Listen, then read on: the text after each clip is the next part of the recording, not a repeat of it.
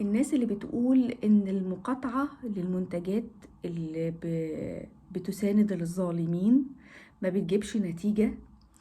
أحب أقول لكم إنها بتجيب نتيجة وكبيرة جدا جدا. شفتوا طبعا المطاعم سواء بيتزا دومينوز أو ماكدونالدز أو غيرها، المحلات بتهش، ما فيش حد داخلها. ولو استمرينا على الوضع ده والله هيبقى فيه تحقيق يعني مكسب كبير جدا جدا للمسلمين. احنا دول بيدعموا إذا كانوا بقى بيدعموا بالوجبات أو بيدعموا ماديا كمان، وده مش معلن عنه أيا كان الدعم. فاحنا لما نقطعهم تماما تماما ده هيأثر عليهم وعلى دعمهم بأي شكل من الأشكال، مهما كانت النسبة اللي بيأثر بيها بسيطة، ولكن الاستمرارية هتخلي النسبة كبيرة جدا. في قوائم طبعا منتشرة جدا على السوشيال ميديا بالمنتجات المعروفة انها تدعم الظالمين والمنتجات البديلة، ودي موجودة في أماكن كتير جدا، سواء المنتجات في مصر، سواء المنتجات عندنا في تركيا، سواء في أي مكان. فاحنا ننشر القوائم دي ما بين الناس، ونبدأ نوعيهم ونفهمهم ونكلمهم ان احنا لما بنعمل كده ربنا هيجزينا خير. والحقيقة يعني انا مش شايفة ان اصلا انا والله ما بقدرش استغنى عن النسكافيه الفلاني او البراند الفلاني او ايه. يا جماعة ايه يا جماعة، احنا بنتكلم في حاجة اكبر من كده بكتير بكتير. وبعدين من ترك شيئا لله عوضه الله خيرا منه. ده في حالة كمان ان انت بتتكلم عن حاجة كبيرة انت افتقدتها، لكن كلها ايه؟ مسحوق غسيل، شامبو، بلسم، صابونة مش عارفة عاملة ايه، مطعم فلاني، قهوة فلانية مشهورة ومعروفة.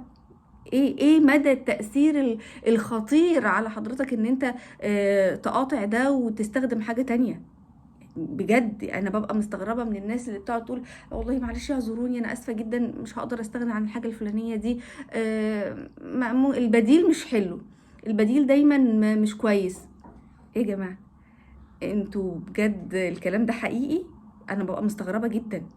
الناس بتموت والاطفال مشردة والمباني بتقع على اللي فيها والكهرباء اتقطعت والمية اتقطعت وكل حاجة مفيش، كل حاجة مع المساعدات اللي بتروح بيرجعوها.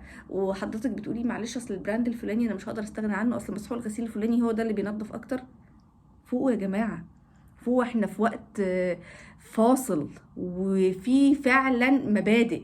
اللي ما بيثبتش على مبدأ واللي ما عندوش مبدأ خلاص ده يعني شخص بصراحة ما ينفعش التعامل معاه، فعلا ما ينفعش التعامل معاه. انت شايف اللي بيحصل قدامك على الشاشات وانت بتتكلمني على قهوة ومسحوق غسيل وشامبو ومطعم وبرجر ايه ده؟ لما تيجي تسأل اللي قدام امام الله سبحانه وتعالى نصرت اخواتك بايه؟ هتقول لهم ايه؟ هتقول لله سبحانه وتعالى ايه؟ حضر الاجابه.